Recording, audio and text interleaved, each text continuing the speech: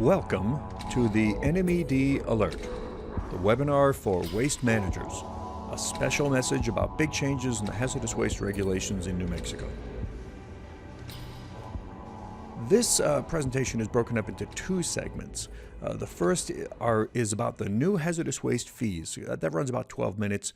And the second is the new hazardous waste rules, and that runs about 15 minutes. I've actually taken this from a much longer presentation that was about 60 minutes long. I tried to condense it down as much as I could.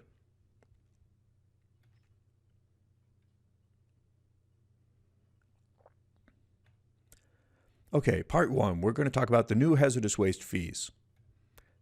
And you're going to discover here the new fee increases proposed by NMED and the actions you can take to reduce your fees. I want to ask a couple of quick questions first, though. Do you know that NMED has proposed huge increases in the fees for hazardous waste generators in New Mexico? Do you know your generator category and how that affects your new fees? And have you thoroughly examined all your wastes to make an accurate hazardous waste determination? Those are all really important questions because we've got a goal to get to here in this webinar, to find out what your new fees are going to be and to figure out how to reduce them. There are two factors in the determination of the fee structure. Okay, first is your generator category. You're going to hear me use that term many times today. And how many pounds of waste you generate. So very quickly, the step-by-step process for determining this is first you have to characterize your wastes. That's absolutely primary when it comes to hazardous waste management. You have to identify which wastes are hazardous based on the characterizations. Next, you have to determine the rate at which you generate hazardous wastes on a pound per month basis because that's how your generator category is determined. And from, like I said, you determine your generator category from the generation rates for your hazardous waste, and then you find your new hazardous waste fee. Now, like I said, I've extracted this from the full webinar, which is about 60 minutes long. You can get to that webinar and get a whole lot more information because I'm really condensing it here. You can go to ehstips.com/NMED, okay?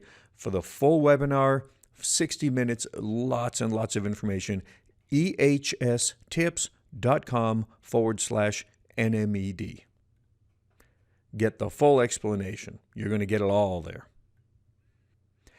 And if you'd like to get a PDF that has the download of all the slides in this presentation, and that's the full 60-minute presentation, you can go to ehstips.com/NMED alert. That will get you the PDF for all the slides for the full-length presentation.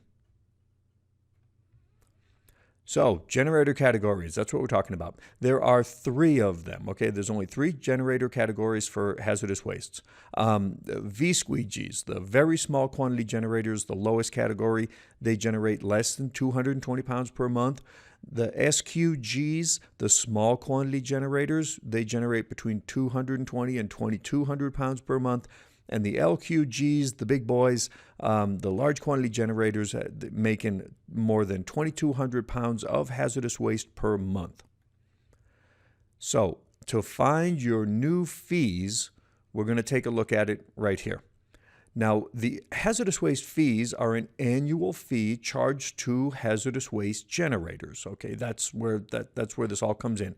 It's based upon your generator category for VSQGs and SQGs, okay, just the category alone. For large quantity generators, it's based upon your generator category and the total weight of the waste you generate during the year. The old annual fee structure is ending on 31 December 2019, and the new fees begin right away on the 1st of January 2020, and they will be assessed in 2021 for the first time, kind of like your taxes for the year. Now, side by side, I wanted to give you the comparison here. The old fees For the C squeegees, which are what they call V squeegees now, there was no fee, okay? No fee at all. If you were a conditionally exempt small quantity generator back in the good old days, okay, no fee. Beginning in January 2020, that fee will be increased to $100 per year. Not a really huge fee, but that represents an infinite increase, obviously, from no fee. Now, for small quantity generators, the old fees were between $35 and $250 per year, depending upon the total weight of waste that you generated. The new fees, beginning in January 2020, for small quantity generators is a flat $500 per year. Now, that represents an increase of 100% to 1,325%. So that's really quite a steep increase for the small quantity generators, going from $35 a year to $500. That's a significant increase. But for the large quantity generators, these guys, they're going to have to deal with this, okay? Large quantity generators used to pay 1 penny per pound of hazardous waste and 1 penny per ton of other various wastes generated during the year just totaled up. The new fee structure, beginning in January 2020, large quantity generators are going to pay a minimum of $5,000 per year for generating 5,000 pounds or less. If they go up to 5,000 to 10,000 pounds, they pay $10,000 per year. And they pay $20,000 per year if they generate more than 10,000 pounds over the course of the year. Now, that's a staggering increase of literally 9,900% increase in the fee for large quantity generators. But it gets worse. If you're a large quantity generator that comes up with 6,000 pounds of waste for the year, that boots you up into the $10,000 per year fee range because you've gone over that 5,000 pound limit. So now you're going to be paying $1.67 per pound for the waste you generate over the course of the whole year, which is an unfathomable increase of 16,600%. Now, going from a penny a pound to $1.67 per pound, okay? That's going to take a little bit to actually grasp. Now, for example, if you're a large quantity generator that disposes of waste paint, you pay, roughly $100 a drum for disposal, and the drum weighs 400 pounds, so you're paying approximately 25 cents per pound to dispose of the drum of paint, okay? With the new fee structure of $1 per pound that you're going to be paying at the end of the year, now your disposal price is $1.25 a pound. Your disposal costs have gone up 400%. Just an example, and I'm sure I could probably come up with others that were worse. But just think about it. I mean, so now you're paying 4 times what you used to pay for the disposal of your hazardous waste. Oh boy, I don't know. That's going to be pretty tough to swallow for some of these large quantity generators. Oh, and I almost forgot. The fees will be increased for inflation every year from now on. We interrupt this webinar for a very special announcement. The New Mexico Environment Department has dramatically reduced the annual fees for large quantity generators. Shortly after its release, the head of the New Mexico Environment Department Hazardous Waste Bureau watched this webinar. Within about a week, a notice was published by NMED where they announced that they were revising the proposed fees for large quantity generators. The previously proposed fee increase to $1 per pound was revised down to $0.5 per pound. That's just 5 cents. We in the regulated community wish to thank the New Mexico Environment Department for reevaluating these increases and establishing a more reasonable fee schedule. The fees for very small quantity generators and small quantity generators remain as originally proposed. And now, back to the webinar. But remember, the hazardous waste management rules for hazardous waste generators have also changed, and failing to comply with them can result in significant fines. We recommend that you watch the rest of this webinar to see how these changes may affect you. Thank you. So let's talk about ways to reduce these fees. Now, again, it's based on generator category, okay? If your current generator category is not correct, you might be bumping yourself up into a much higher pay range for the fees that you actually do. If you're not absolutely certain of your generator category, then you need to nail that down because everything is based on that determination. The best way to reduce your annual fees is obvious: reduce the amount of hazardous waste you generate. So there are obvious ways to do that: substitution, replacing hazardous chemicals with non-haz, recycling on site, which is unfortunately pretty complex and not very cheap. Reevaluation of your waste streams. Take a hard look at every waste that you're calling hazardous and make darn sure that it actually is hazardous. You can change processes to eliminate those that generate hazardous waste. Treatment is an option. Some waste treatment is allowed on site by the generator, and there are other ways to reduce the amount of waste you're generating that are a little too complex to go into here. So now that you've learned the step-by-step process and how to determine your hazardous waste, your generator category, let me make this a little more real and show you how we can deal with this situation. For the past 35 years, I've worked in the hazardous waste industry. I know the rules as well as anybody, and I can apply the rules to any circumstance. I'm willing to make everything I've learned available to you because my mission is to help the hyper-regulated business owners and managers of America cope with the burdens of compliance with the EPA, DOT, and OSHA regulations. So what I'm proposing is to do a hazardous waste evaluation for you. We look at ways to reduce the rate at which you're generating hazardous waste, to identify incorrectly designated hazardous wastes, to confirm your correct generator category, to re-notify to the state if it is advantageous to you. And we can talk about how episodic events can help. That's a new thing that came along in the regulations. We talk about that in the next section. And I can answer any questions you have about hazardous waste management. You can get access to my hazardous waste evaluation simply by scheduling a phone call with me. All you've got to do is go to ehstips.com/HWCall.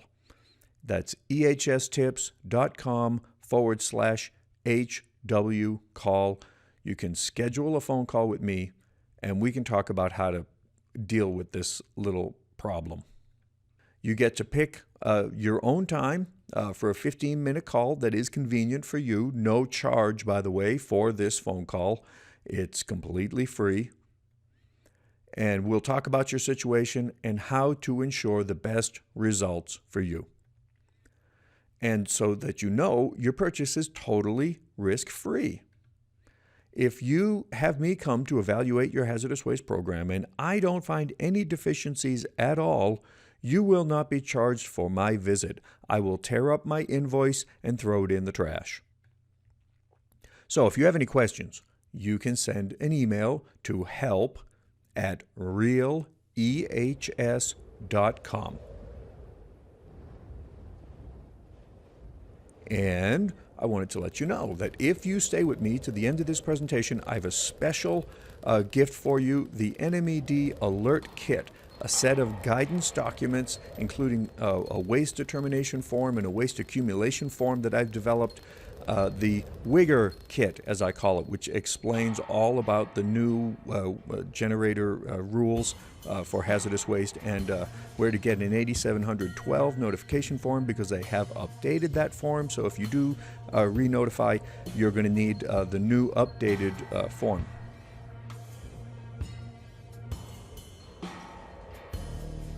Okay, on to part 2, the new Haz Waste rules. There have been absolutely massive changes in the hazardous waste rules in the last couple of years.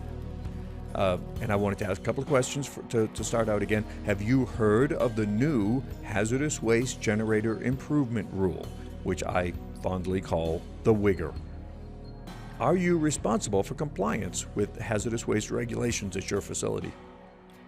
And do you know how it might impact your hazardous waste program with all these new rules? So we're going to go through a very quick review of the HWGIR because I can go into details about this all day if we really wanted to, but of course you've got a lot of other things to do. So the real foundations of the hazardous waste generator improvement rule are accurate determinations of your hazardous waste. You've got to make an accurate determination of whether the waste is hazardous or not. You've got to make then an accurate determination of your generator category. There are now what they call conditions of exemption for all the generator categories, for VSQGs, for SQGs, and for LQGs. They're all different. The VSQGs have very few. The LQGs, they have a ton of requirements to be considered exempt. And I'm not going to go into an explanation of what they really mean by that, but it is actually quite interesting. We're going to talk about satellite accumulation points because the rules for those have changed. And episodic events are a brand new thing and actually a really good thing for waste generators. Now, there's also a new re-notification requirement for small quantity and large quantity generators. And again, if you want to get a PDF download of the presentation, you can go to ehstips.com/NMED alert. You can get a whole 60 minutes worth of all the slides downloaded, and you can look at those, a lot more information. So, as far as making an accurate waste determination, for each waste that you generate, you must apply the entire waste determination process. And by the way, I almost forgot to mention that that has to be documented now. A really big change in the waste management process. So the first thing you have to do is to determine if the waste is excluded from the Haz Waste rules, and there are many exclusions. You have to determine if it is an EPA listed waste next. And if it isn't listed, then you have to determine if it's an EPA characteristic waste. And if it isn't any of those, then it's not a hazardous waste. So on to an accurate determination of the generator category. I mean, many of you know these, but let me just go through them quickly. For VSQGs, less than 220 pounds per calendar month. For small quantity generators, 220 to 2,200 pounds per calendar month, and of course that's hazardous waste. Large quantity generators, more than 2,200 pounds per calendar month, and the per calendar month is a very specific requirement too. I could go into a little detail on that, but I'll have to save it for some other time. So the conditions for exemption for VSQGs, very small quantity generators. You have to characterize your waste. Everybody got to do that. You have to keep the monthly waste accumulation amounts below the 220 pound limit. You have to send your waste to an approved facility or to an LQG. That's a whole nother story. We don't have time to go into that right now, but it's really kind of a cool thing. You have to keep your total waste in storage below 2,200 pounds. And you actually don't have to mark your containers or handle them nicely or anything, but I do recommend you do that voluntarily because it's actually a very good idea. Now, the conditions of exemption for small quantity generators are a little tougher. You have to characterize your waste, keep them below the limits for small quantity generators of 2,200 pounds per month. You have to ship the waste within 180 days.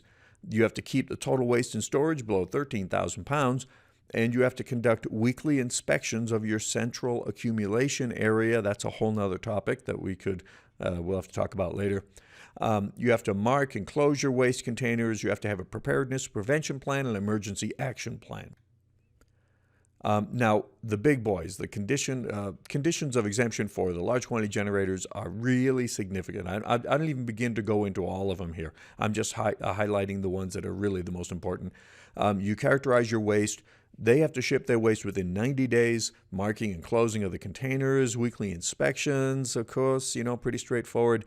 Now, LQGs have a lot more training requirements for their personnel. They have emergency procedures. There's an entire subpart of the new WGIR rule that is dedicated to the emergency procedures for large quantity generators. And large quantity generator, if they're going to close the central accumulation area or the facility as a whole, you've got to notify the NMED that that's happening. LQGs can now receive hazardous waste from VSQGs that are directly under their control. So that is also a very interesting little thing that they've added. Actually, not a little thing, that's a big thing that they've added at the federal level and been adopted here in New Mexico as well. Okay, on to satellite accumulation areas. Some of you may not have these or know what that really means, but a satellite accumulation area is a waste storage area at or near the point of generation of the waste, okay? And then you have a central accumulation area somewhere else, and the waste has to be brought over there periodically. And I'm going to skip all of the requirements for the satellite accumulation areas that haven't changed. I'm going to talk about the ones that have. A small quantity or large quantity generator who operates a satellite accumulation must have a compliant central accumulation area. Okay, that kind of makes sense, but I guess maybe some of them weren't. All satellite accumulation areas operated by a small quantity generator must implement the preparedness and emergency plans as required by that one particular section right there. Now, this is new. They didn't have to have a separate preparedness and emergency plan prepared for the individual satellite accumulation areas in the old days. And then the satellite accumulation areas operated by the large quantity generators must meet the requirements of subpart M, and that's a really significant requirement there. That's going to be quite a burden. I honestly don't know how some of you guys are going to deal with that, but unfortunately, that's just the way it is. Now, re-notification is another new requirement, and it's only for small quantity and large quantity generators. The small quantity generators must resubmit their Form 8712 in 2021 and every 4 years thereafter. And the large quantity generators must submit the Form 8712 every even-numbered year. And that's all it says, so I'm kind of counting 2020 as the first even-numbered year. So all you LQG guys got to get your new 8712 submitted. Now, episodic waste events are a really, really huge thing. I got to give EPA a pat on the back for doing this for us. Okay, now an episodic event is a planned or unplanned activity that does not normally occur during waste-generating activities. And the key is that this activity produces an amount of waste that exceeds the generator's usual category, but it doesn't affect their generator category. They look at it as kind of a unusual circumstance, and they just let you keep your generator activity as long as you manage the waste from the episodic event according to specific criteria. Now, episodic events for VSQGs are pretty straightforward. The VSQG can maintain its generator category during an episodic event by complying with several really quite rational conditions, storage and labeling and shipping them out in a certain period of time. There are quite a few conditions, but we really don't have time to go into them all right now. Now, episodic waste events for small quantity generators, they can maintain their generator category by complying with a very similar set of conditions. So, now that you've had a really quick glimpse into the WGIR, let me show you how we can make sure that you get the most out of this and keep you out of trouble with NMED. For 35 years, I've been a student of the hazardous waste regulations. When I see big changes in the rules, I want to make sure no one in the regulated community gets caught flat-footed. So I'm willing to make all of this understanding that I have, okay, I'm not going to take credit for it, it's just my job, because my mission is to help the hyper-regulated business owners and managers of America cope with the burdens of compliance with the EPA, DOT, and OSHA regulations. So what I propose is I do a WGIR compliance evaluation for your facility. We're going to make sure all your hazardous waste is accounted for and your generator category is accurate. We're going to make sure your record keeping and documentation is in order. We're going to look over your central accumulation area and any satellite accumulation areas. We're going to ensure that all your conditions for exemption are squared away, and that's a really important one. And we're going to examine your waste profiles and manifest just to make sure that everything is up to snuff there. And we're going to generally look for anything that might make NMED unhappy. So you can pick one, the HWGIR compliance evaluation or the hazardous waste evaluation for your fee structure, or we can do both. It's up to you. You can get the help you need by scheduling a phone call with me. It's really quite simple. Go to ehstips.com/HWCall. And because you're responsible for compliance with the regulations, and you can take measures to reduce your annual fees, I really recommend that you set up a call with me at ehstips.com/HWCall. And I just want to let you know how serious this is. Just a few months ago, a company in Albuquerque was fined $360,000 for violations of the waste generation and storage, and well, there was quite a few things that they messed up on, but they got nailed. I mean, really, $360,000 is a lot of money for violating some rules. It's not like they were dumping waste out the back door. They just didn't do things quite right, and they're going to pay for it.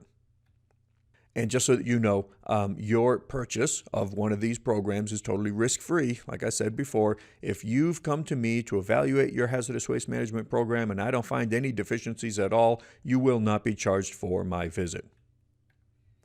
So if you have any questions, I encourage you to write an email to help@realehs.com.